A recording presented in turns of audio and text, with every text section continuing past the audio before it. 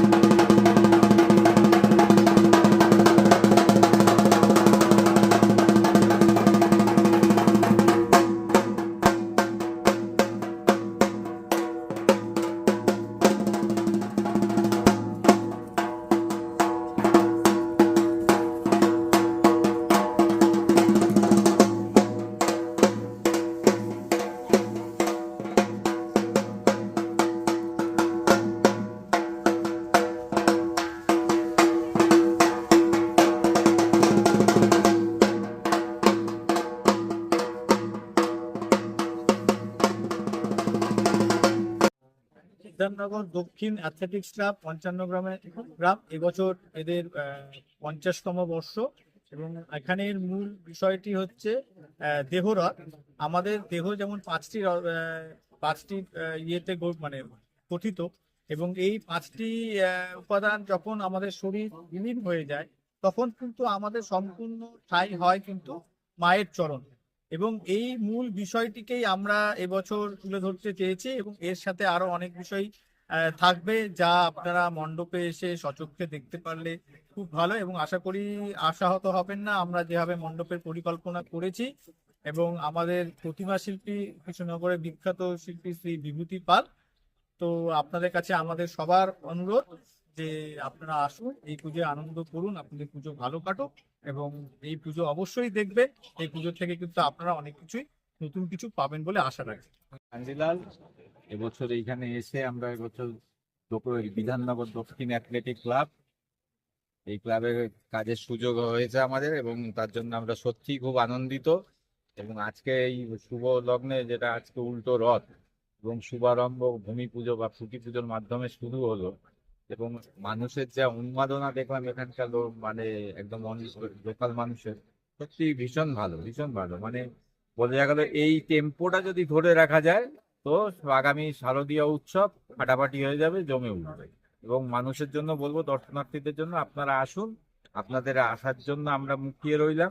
আশা করি আপনারা কাজ দেখে খুশি হবেন এবং এলাকার মানুষজন সবাই থাকবে, এবং এটা সত্যি দারুণ। আজকের দিনটা একদম ফাটাফাটি। এলাকাবাসীকে তো প্রথমেই পুরো এলাকাবাসী এবং বিধাননগরের প্রত্যেক বাসিন্দাদের শারদের শুভেচ্ছা, প্রীতি শুভেচ্ছা, অভিনন্দন।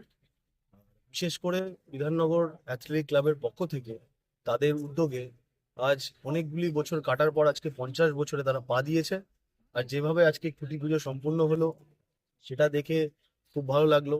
বিশেষ করে সব থেকে বেশি ধন্যবাদ জানাবো বিধাননগর ক্লাবের প্রত্যেক আধিকারিকরা, যারা দিনরাত খেটে তাদের মস্তিষ্ক প্রসূত আজকে এই পুজোর থিম বা এই পুজোর পরিকল্পনা।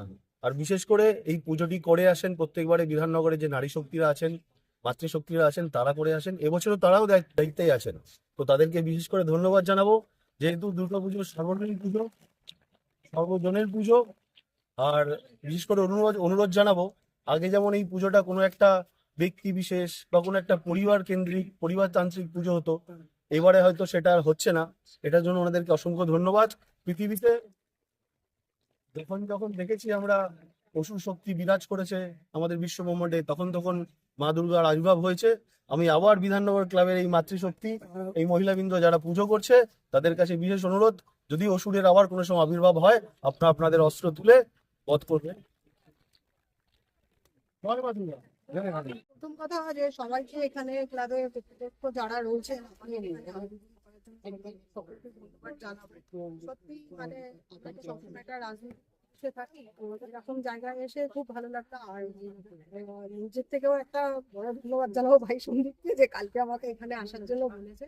আর এই ক্লাবটাতে মানে আমরা যেটা জানি সবসময় কিছু না কিছু একটা বেশ পরিবেশ, সবাইকে নিয়ে, সমাজের সবাইকে নিয়ে, পাড়ার সবাইকে নিয়ে একটা না একটা কোনো অনুষ্ঠান হয়, যেমন খেলাধুলা চলে, দুর্গা পুজোটা চলে, তো কিছু প্রত্যেক কটাই এতে কিছু না কিছু প্রোগ্রাম চলতেই থাকে। আর আমরা আজকে এখানটা এসে সত্যি নিজেদের খুব ভালো লাগছে, কেননা আমরা যেটা জানি দুর্গাপুজো আসার আগে আগে যে বেশ একটা পরিবেশটা বেশ একটা অন্যরকম, শরতের আকাশটা একটা শিউলি ফুল ফোটা, বেশ সুন্দর একটা অন্যরকম একটা থাকে।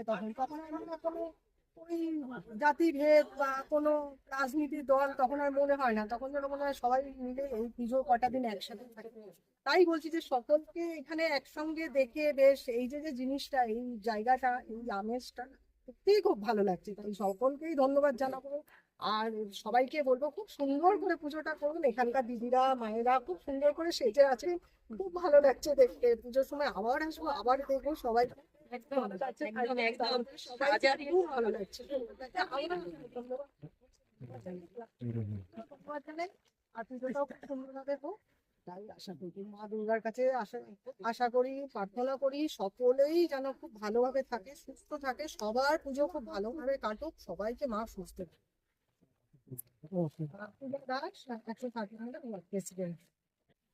আমরা এখানে যখন আমরা আগে যেখানে থাকতাম ইটালি পদ্মপুকুর, তারপর আমরা এখানে সবাই একত্রিত হয়ে এসেছি।